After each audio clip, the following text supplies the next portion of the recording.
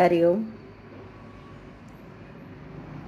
अश्विन कृष्ण नवमी आणि अगदी जवळच आलेली दीपावली, परवा दिवशी एकादशी. तसं पाहिलं तर एकादशीपासूनच दिवाळी सुरू होते. तुमच्या सगळ्यांची तयारी सुरू आहेच हे ग्रुपच्या एकंदरीत स्थितीवरून समजते. चला, चांगली गोष्ट आहे, हरकत नाही. आणि आपला सत्संगही त्याच्यामुळं मी थोडासा कमी केलेला आहे, कारण तुम्हाला ऐकायला वेळ नाही. तर असो, सत्संगाला सुरुवात करू. हरी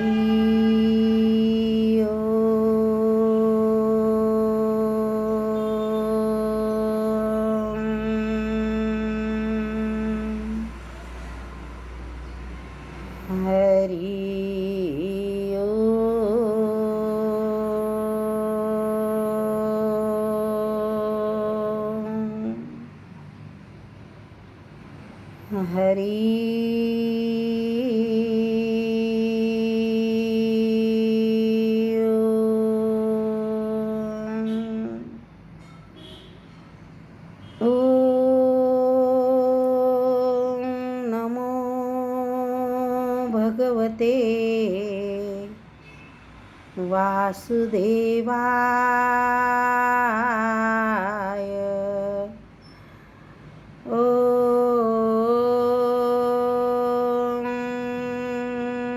नमो भगवते वासुदेवाय.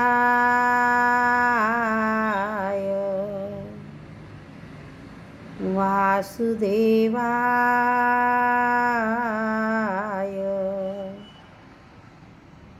गुरुदेवाय.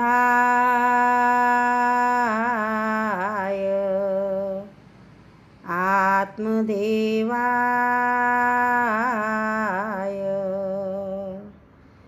ओम नमो भगवते वासुदेवाय.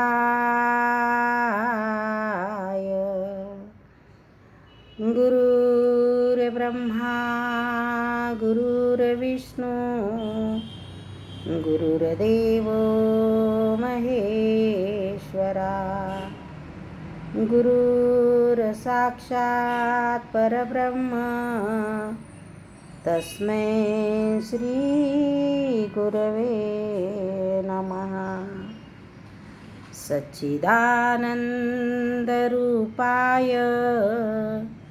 विश्व उत्पत्त्यादिहेतवे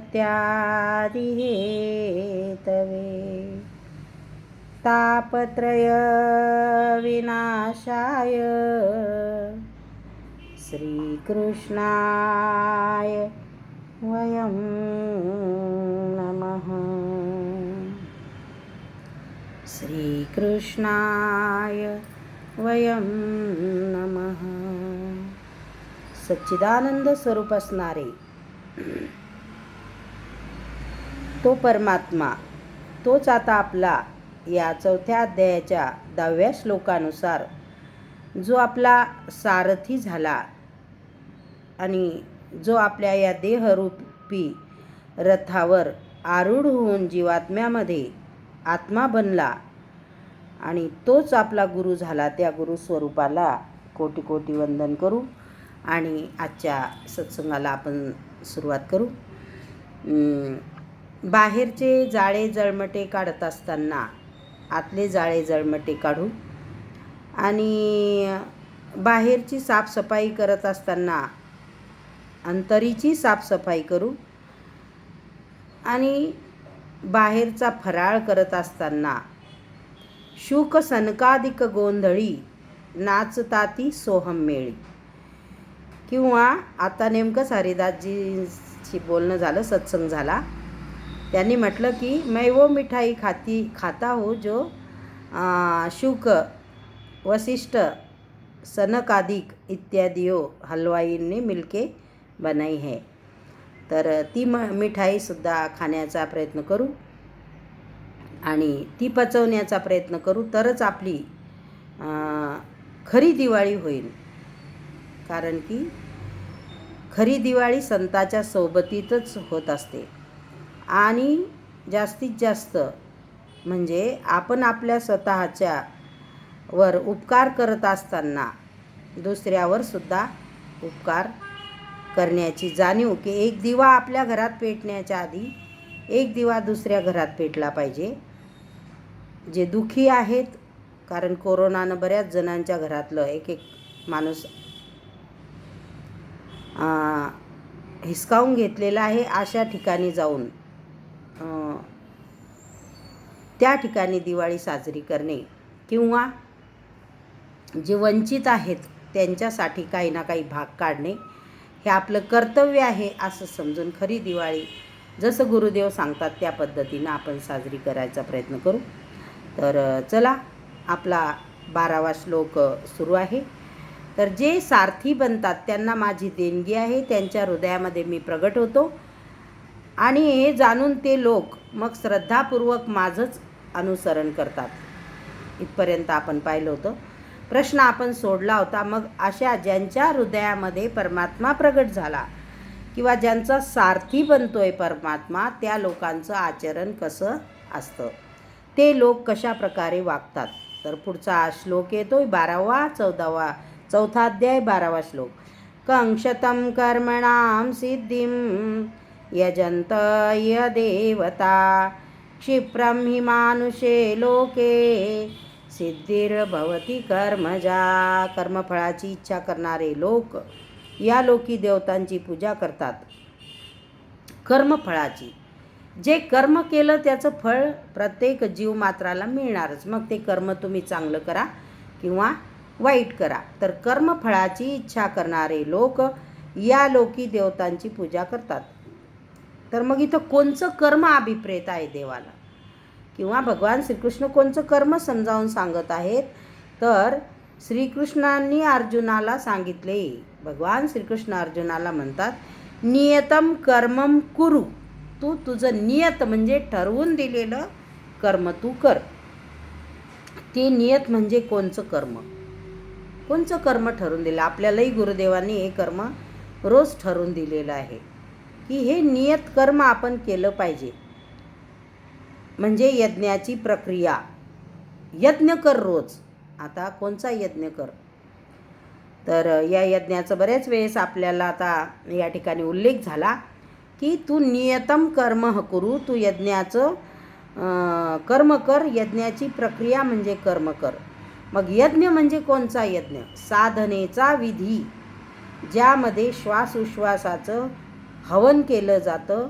याचा परिणाम असतो परमात्म्याची प्राप्ती. म्हणजे खरा अर्थ कर्माचा आहे आराधना कर, आत्म्याची आराधना कर. तर सगळ्यात हे कठीण आहे माहिती आहे का. मंदिरात गेलं, सांगेल कोणी 4 वाजता उठलं, आंघोळ केली हे सांगेल, आम्ही मंदिरापर्यंत पोहोचलो हे सांगेल, देवाची पूजा केली हे सांगेल, नैवेद्य दाखवला हे सांगेल, आम्ही उपवास धरले हे सांगेल. पण हे कर्म केलं तर कोणाला सांगेल आणि कोण पाहिन, ओळख होईन का हे कर्म करणारा मनुष्य? नाही. बाह्य कर्म केले तर दिसतात, पण खरोखरचं कर्म केलं तर कोणाला दिसत नाही. म्हणून बापूजी नेहमी सांगायचे की कुछ न करो बैठे ही रहो. मग काही न करता जे कर्म घडत असतं ते खरं कर्म असतं. तर श्वास आणि प्रश्वास, श्वासात गेला सो एक, तो मी आहे. किंवा 2 श्वासाच्या मध्ये जो अंतराळ आहे तो खरा मी आहे. मग आणि याचा परिणाम काय होईल? याचा परिणाम होईल परमात्म्याची प्राप्ती. याचा परिणाम काय होईल? परमात्म्याची प्राप्ती. आज सकाळी एक गवळण म्हटले आम्ही, माझ्या मीपणाचा करोनी फराळ, कैसा हा गोविंद भुकाळ, आता मी असे काय देऊ. मग त्याला आता काय द्यायचं बा. तर मग त्यानं माझे प्रारब्ध संचित भक्षियले. हे सगळं काही भक्षण करून बसला माझं. मग आता मी पुन्हा ती गवळण तुम्ही वाचा, माझी काही पाठ नाही, नवीनच म्हणतोय आम्ही पण रोज वेगळ्या वेगळ्या. तर त्यामध्ये पण संत निळोबारायांची ही गवळण अतिशय सुंदर आहे. आणि फराळ विषय घेऊन दिवाळीत खरोखर कोणचा फराळ करावा म्हणून ती आज म्हटली होती. तर खूप सुंदर आशय आहे त्याच्यामध्ये की अहंकार भक्षण करतो परमात्मा आणि मग काही जागा राहत नाही, मग परमात्माच आपल्याला व्यापून घेतो असा त्याचा अर्थ होतो. आणि मग सर्व सत्ता तोच चालवतो. खूप सुंदर. तर तसं या ठिकाणी परिणाम काय या यज्ञाचा, तर परमात्म प्राप्ती म्हणजे तो मी आहे किंवा सो हम ही खरी आराधना, कर्माचा खरा अर्थ आहे आराधना करते. तिचं स्वरूप काय आहे हे अध्यायात पुढं पाहायला मिळेलच. परंतु या आराधनेचा परिणाम काय असतो, जर ही आराधना तुम्ही करायला बसले, कधी करू शकता, वेळेचं काही बंधन नाही, पण जितक्या लवकरात लवकर कराल. सकाळी दधिमंथनाची वेळ अगदी शांततेची असते, म्हणूनच यशोदा किंवा गोपी 4 वाजता उठून दधिमंथन करायच्या. कारण की दधिमंथन केलं की नवनीत वर यायचं, ती शांत वेळ असायची सकाळची. तसं या आराधनेचा परिणाम काय असतो, तर परमसिद्ध परमात्म्याची प्राप्ती. यांती ब्रह्म सनातनम म्हणजे शाश्वत जे ब्रह्म आहे त्या ब्रह्मामध्ये प्रवेश आणि परम नैष्कर्म्याचे काही करायचं नाही. त्या गवळणीमध्ये आलेलं आहे की नाम रूप ते सुद्धा यानं गिळून घेतलं. माझ्या देहाच्या उपाधी आधी व्याधीसुद्धा यानं गिळून घेतल्या, तरी हा भुकाळू आहे. आणि जेव्हा नाम रूप यानं गिळलं, मग यानं माझे शुभ अशुभ कर्म गिळून टाकले आणि आता काहीच नाही उरलं, तेव्हा मात्र हा माझ्या जवळ आला. मग त्याप्रमाणे खरोखर म्हणजे परम नैष्कर्म्य स्थिती, काहीच करायचं नाही, माळ जपायची नाही, मंत्र म्हणायचा नाही, फक्त श्वासोश्वासाकडे पाहणे, फक्त श्वासोश्वासाकडे पाहणे.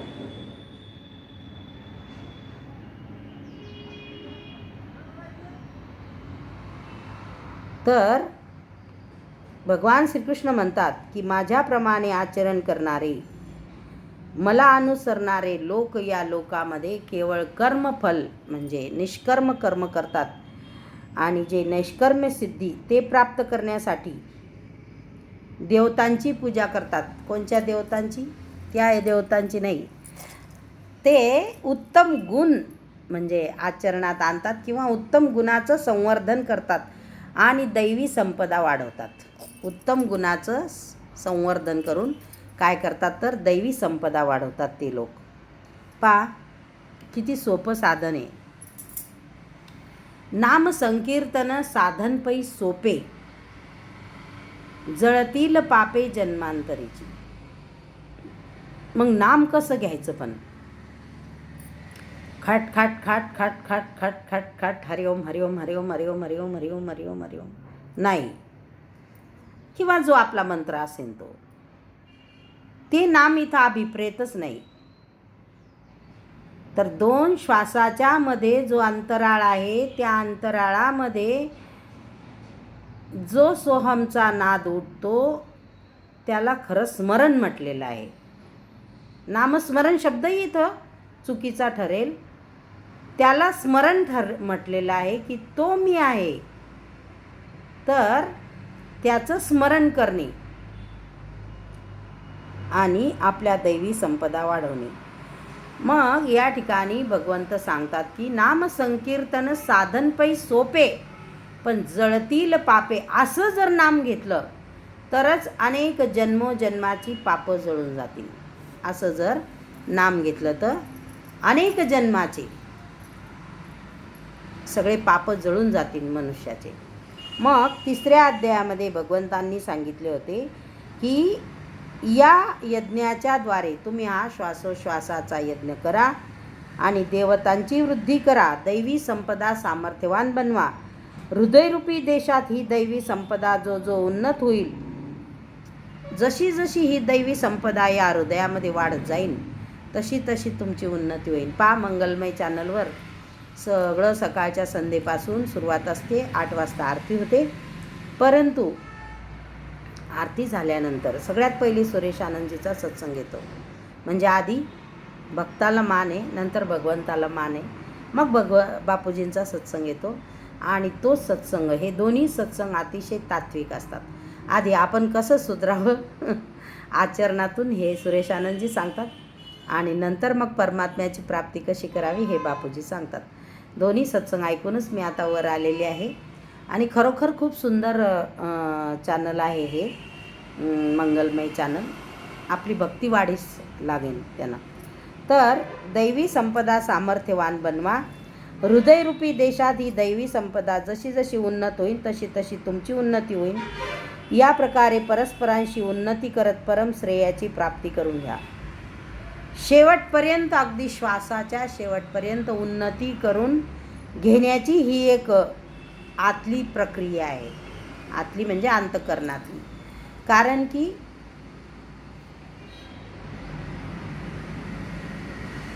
कानानं नुसतं ऐकून उपयोग नाही, कर्णानं ऐकून उपयोग नाही, तर अंतःकरणानं ऐकून अंतःकरणातच करणे आणि अंतःकरणातच लय पावणे ही खरी भक्ती आहे, असं या ठिकाणी भगवंताला म्हणायचं आहे. कारण ही आंतरप्रक्रिया आहे. यावर भर देत भगवान श्रीकृष्ण म्हणतात की मला अनुसरून वागणारे लोक या मनुष्य शरीरात कर्मफलाची इच्छा करत दैवी संपदेला बलवान बनवतात. दैवी संपदा म्हणजे कोणत्या, मी हे व्रत केलं, हे जप केलं, हे तप केलं तर मला एवढा पैसा मिळेल, मग मी दिवाळीच्या रात्री आता धनतेरसपासून ओम श्रीम ह्रीम क्लीम ऐं कमलवासिनी स्वाहा हा मंत्र म्हणेन, किंवा जे काय गुरुदेवांनी सांगितलेले असेल ते मी साधना करेल, मग माझ्यावर धनरूपी लक्ष्मीचा वर्षाव होईल. एक लक्षात घ्या, धनरूपी लक्ष्मी तर निश्चित येईल, पण सदाचरण रूपी लक्ष्मी जर आली नाही तर या धनरूपी लक्ष्मीचा नाश झाल्याशिवाय राहणार नाही, लक्षात घ्या. म्हणून चरण कोणाचे पूजल्या जातात, किंवा आपणही विचार करून चरण कोणाचे पूजावे. धनवान मनुष्याचे चरण कधीच पूजल्या जात नाहीत. तो गुणवान असला तरच त्याचे चरण पूजल्या जातात. तसा धनवान मनुष्य जर त्याचं आचरण करण्यासारखा असला तरच त्याच्या चरणाला हात लावा. नुसतं वाणीवर जाऊ नका, वाणीनं मोहित होऊ नका. ही वाणी कदाचित दुसऱ्याला भ्रमित करण्यासाठी असेल. पहा, गुरुदेवांचा जो मी सत्संग ऐकला ना, तर मला सुद्धा लाज वाटते. गुरुदेव कोणाला म्हणत होते मला माहीत नाही, पण मी असं म्हटलं की ते माझ्यासाठी होतं. गुरुदेवांनी सांगितलं की तुम तो बहुत, कारण आश्रमामध्ये खूप लोक आहेत, कि तुम तो बहुत मन में सोचते हो कि बहुत साधना करेंगे, ये करेंगे, वो करेंगे, ऐसे उन्नत बनेंगे, और फिर क्या, गुरुदेव का नाम बड़ा करने के लिए सत्संग करेंगे, गुरुदेव का नाम बड़ा करने के लिए साधना करेंगे. अरे तो नाम किसका बड़ा कर रहे हो? शरीर का. चाहे मेरा करो या चाहे तुम्हारा करो, किसका नाम बड़ा कर रहे हो? फिर क्यों फालतू में समय व्यर्थ गंवा रहे हो? मैं इसका नाम बड़ा करूँगा, मैं अपना खुद का नाम बड़ा करूँगा साधना करके. क्यों इस पचड़े में पड़ रहे हो? किसका नाम बड़ा करोगे? अरे ये तो व्यर्थ शरीर को दंड देना है. अगर साधना करनी ही है तो शरीर का नाम बड़ा करके क्या करोगे? वो तो अपने आप हो जाएगा. तुम उसकी फिक्र मत करो, तुम खुद की फिक्र करो. तुम्हारे खुद की फिक्र करो और समय व्यर्थ मत गमाओ. समय नहीं है, और बढ़िया से बढ़िया तुम तुम्हारे आत्म प्राप्ति के लिए साधना करो. फिर देखो क्या होता है.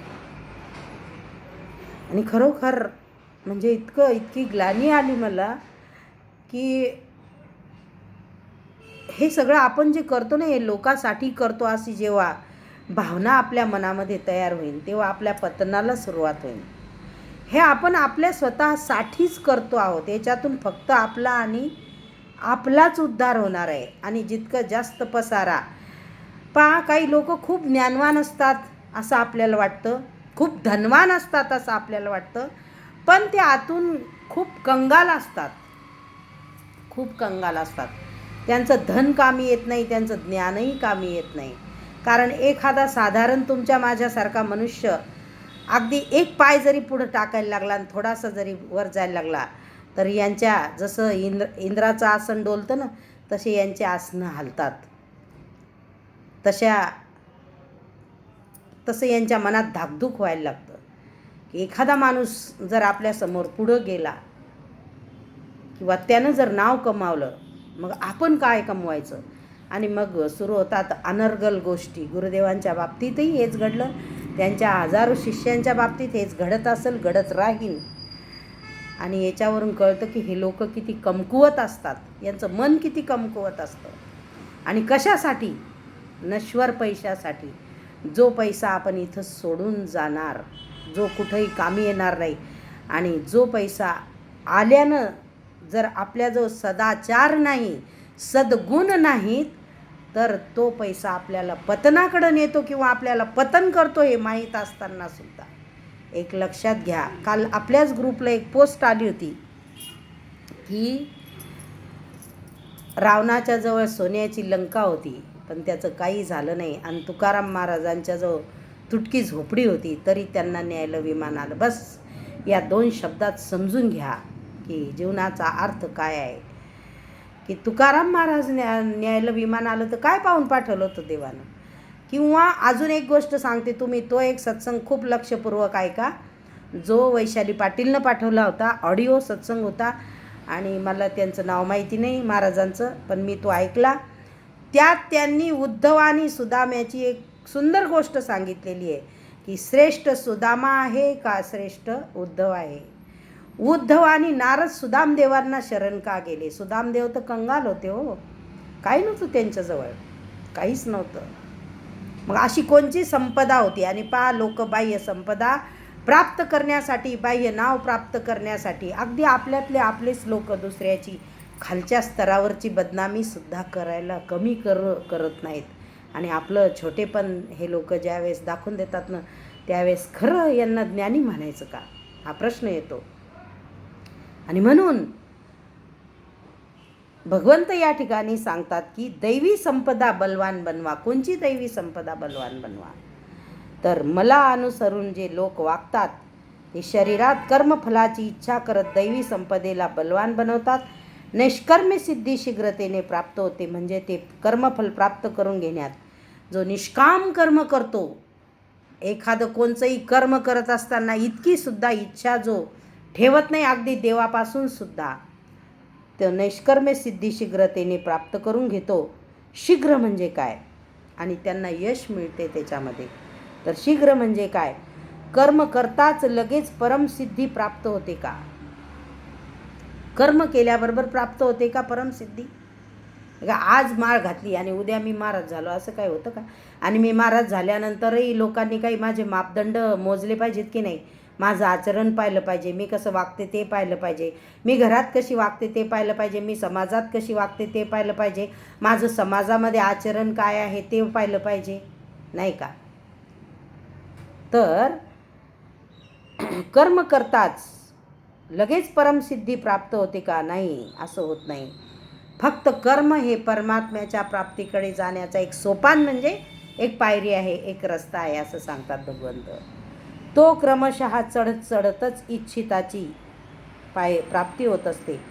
एकदम वरच्या पायरीवर उडी मारण्याने भावातीत ध्यानासारखा चमत्कार होत नाही. एखाद्याला असं वाटन की मी आज दीक्षा घेतली आणि उद्या मला गुरुदेवांनी त्या ठिकाणी त्यांच्यासारखा मी झालो पाहिजे किंवा माझं नाव झालं पाहिजे, या मार्गातून मला पैसा मिळाला पाहिजे, असं होतं का? होत नाही. आणि म्हणून असा काहीही चमत्कार होत नाही. या निष्काम कर्मयोग जो आहे, काही न करणे आणि श्वासोश्वासाची साधना, तर या परमात्म प्राप्तीची ही एक पायरी आहे. त्याच्या पुढच्या पायऱ्या काय आहेत? गुरुदेव याच्याबद्दल काय सांगतात? तर कोणत्या सृष्टीची रचना करतात गुरुदेव, ते आपण 13व्या श्लोकामध्ये पाहू. खूप सुंदर अगदी ही भगवद्गीता आहे. आचरण करण्यासारखी आहे, नुसतं ऐकून सोडून देण्यासारखी नाही आहे. तर निश्चितच आपण या मार्गानं जात असताना आपल्या रस्त्यात येणारे काटे कुटे अडथळे आपण पार करून जाऊ, यात काही शंका नाही. कारण गुरुदेव आणि गुरुदेवांचा सत्संग हा जर आपल्यासोबत असेल तर आपल्याला कशाची भिण्याची गरज नाही. हरिओम हरिओम हरिओम. आजचा आपला झालेला सत्संग त्याच्या फळासहित मी माझ्या गुरुदेवांच्या चरणी अर्पण करते आणि याच ठिकाणी सेवेला पूर्णविराम देते. सुखी रहा, स्वस्थ रहा, पण घरामध्येच रहा. हरिओम हरिओम हरिओम.